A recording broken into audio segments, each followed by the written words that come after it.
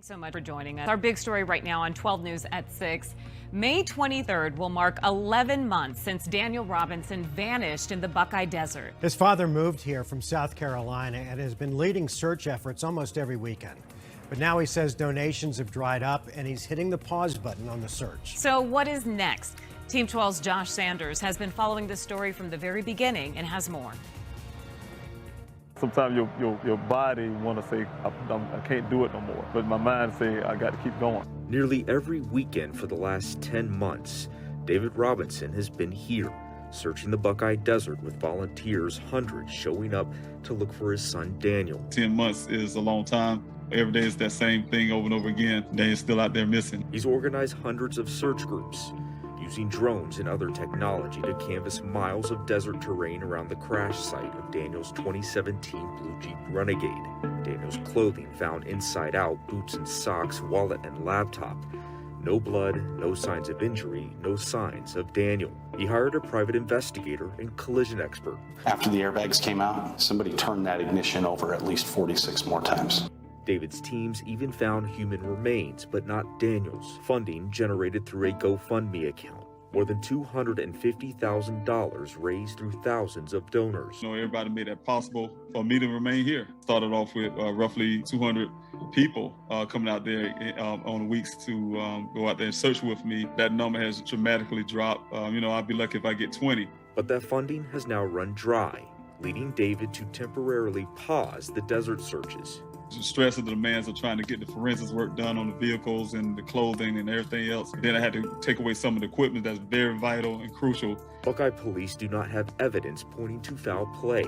Despite pausing the searches, David remains determined to find his son and help others with missing loved ones.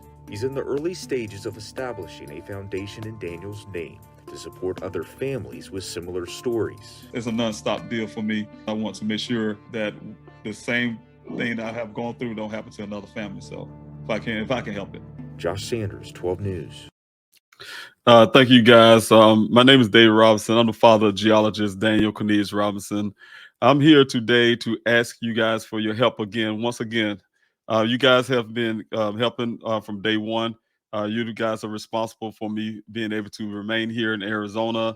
You guys have been responsible for all the desert searches that I was able to perform.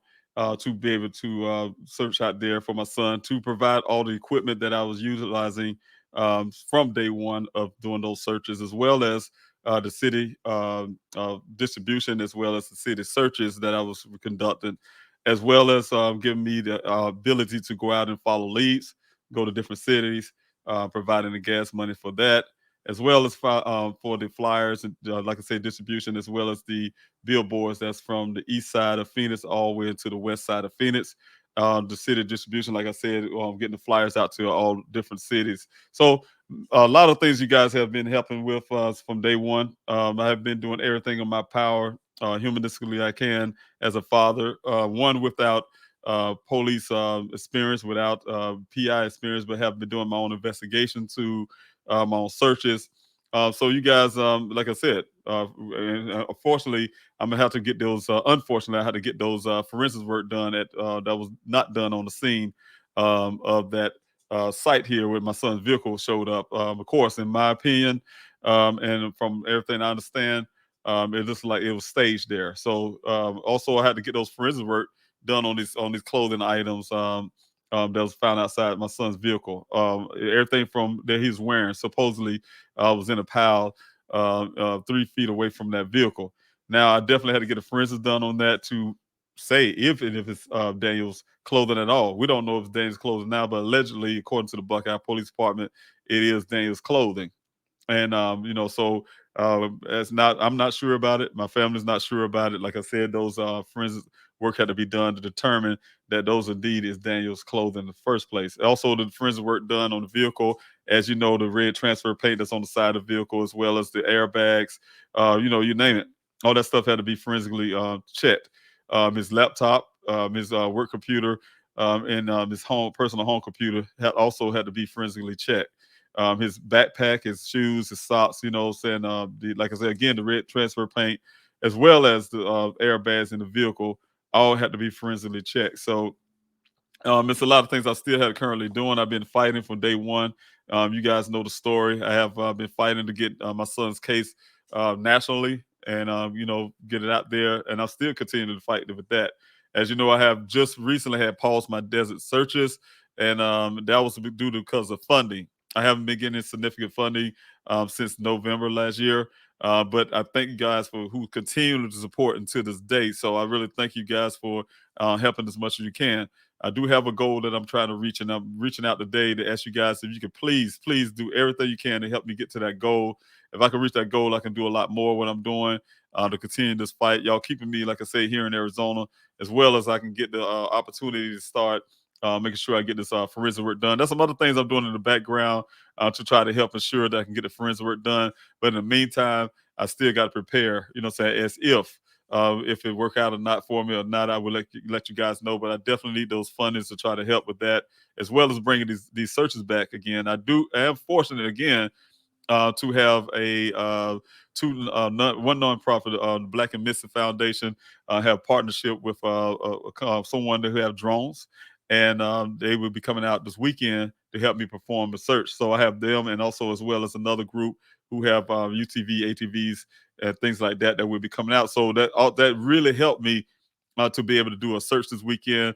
Again, I need funding to get those supplies, to get those equipments out there. That is a story that I had to tell you when I had to make the hard decision to put my searches on pause, and that was because of funding.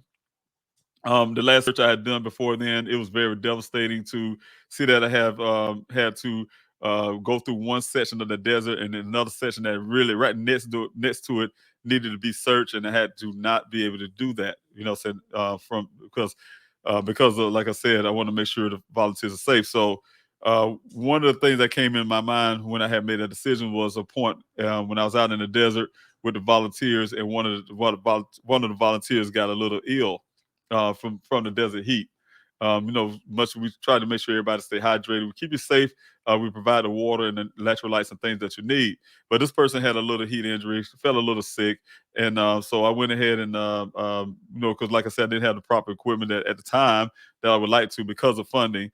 And so when I went to go get the young lady to try to help her out, to get her in the cooler area, the van. It was actually a van, a U-Haul van at that. And the thing was, we got stuck because I was trying to get her to the medic that we have. We do have a medic, and try to get her to the medic, but the medic she was in, we didn't have a command center at the time because of funding.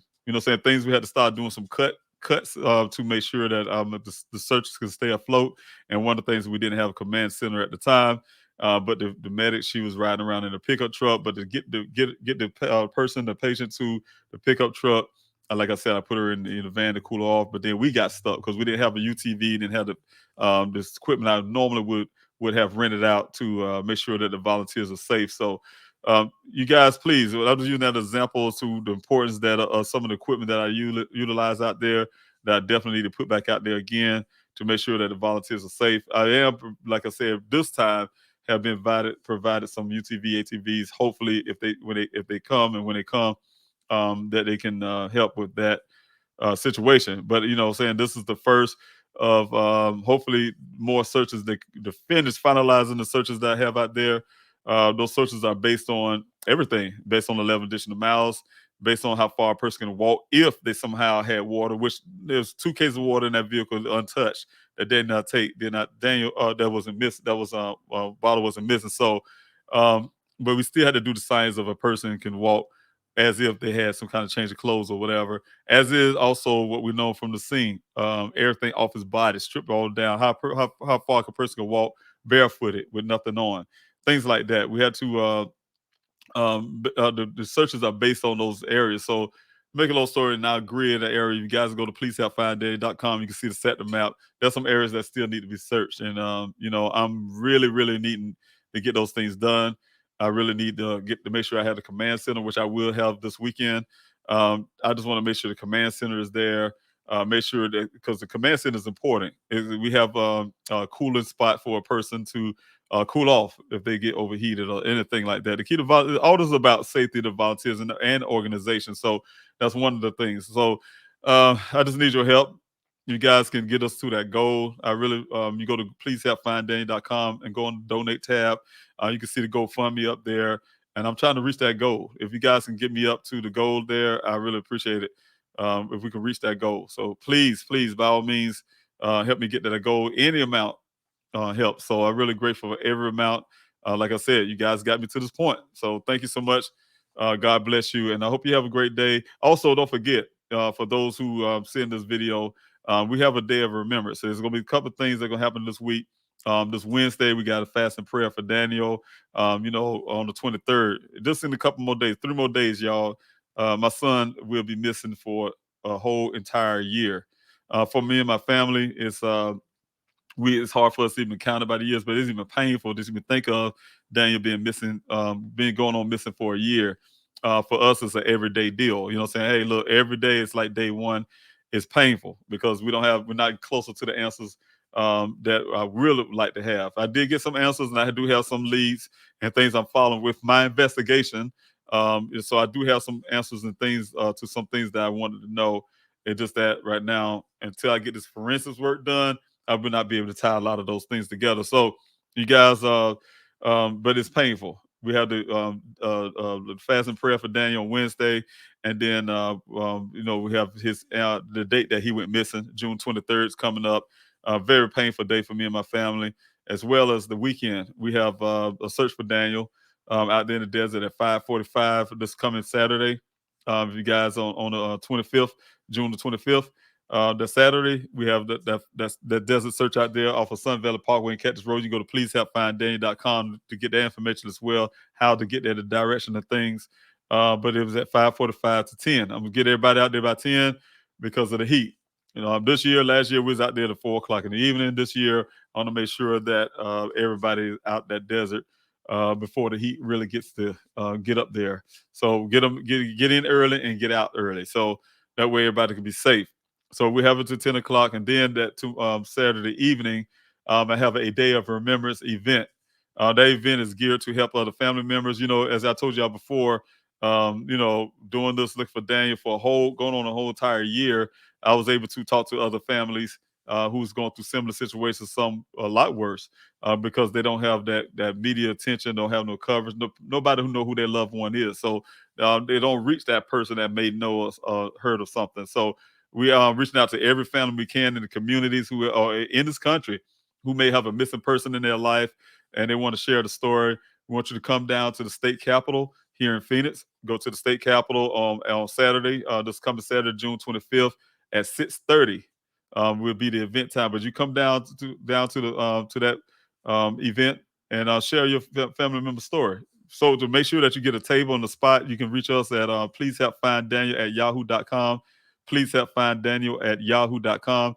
Send us a message. Send us your information and tell us about your loved one, and we can reserve a spot for you too. You know what I'm saying? To get your story out there, get your flyers out there. You just bring your table, your chairs, and yourself and your flyers. And I'm telling you, we have the resources there for those families who need those resources. We have the mayor of Tempe, the Tempe Police Department, police chiefs, as well as some of the Phoenix officials, Congress persons, and things like that will be out there. Like I said, there's resources. We have other communities, different communities coming together, sharing stories. So we definitely could share our stories and things we learned. I'm definitely going to be sharing the story that I have and what I learned, because that's the reason why I have this event. My team and I have this event to help other families and reach out. So your help, your GoFundMe help me get to this point and help me have the ability to help others as well. So please, you guys, if y'all can do everything, you can push it out to your friends, your families. Everybody's pitching. I mean, like I said, no large amount, no small amount. If you guys can pitch in something to help me get to that goal, it'll be very much appreciative. I really need to make it to this goal that I have on the pleasehelpfinddaniel.com. So the donate button, hit the donate button and get that information. Oh, as well, just go to pleasehelpfinddaniel.com with all the other things that you see that I'm doing since I've been here. So God bless you. And don't forget, there is a Daniel Robinson Foundation. It has been filed. I do have a Daniel Robinson Foundation in honor of my son's name. Of course, it's been passioned by other families who have similar needs. And Daniel would be doing the same thing I'm doing, as in helping other families. So in honor of my son, I founded the Daniel Robinson Foundation, which has been founded. It is a 501c3, it's an entity. But just that right now we're working is in the infancy stage, and we're working on that where we will be able to help other families as well. So thank you guys, love you, and thank you so much for, like I say, everything you have done at this point. I'll never forget your labor of love. I'll never forget everything you have done for me to this point. God bless you.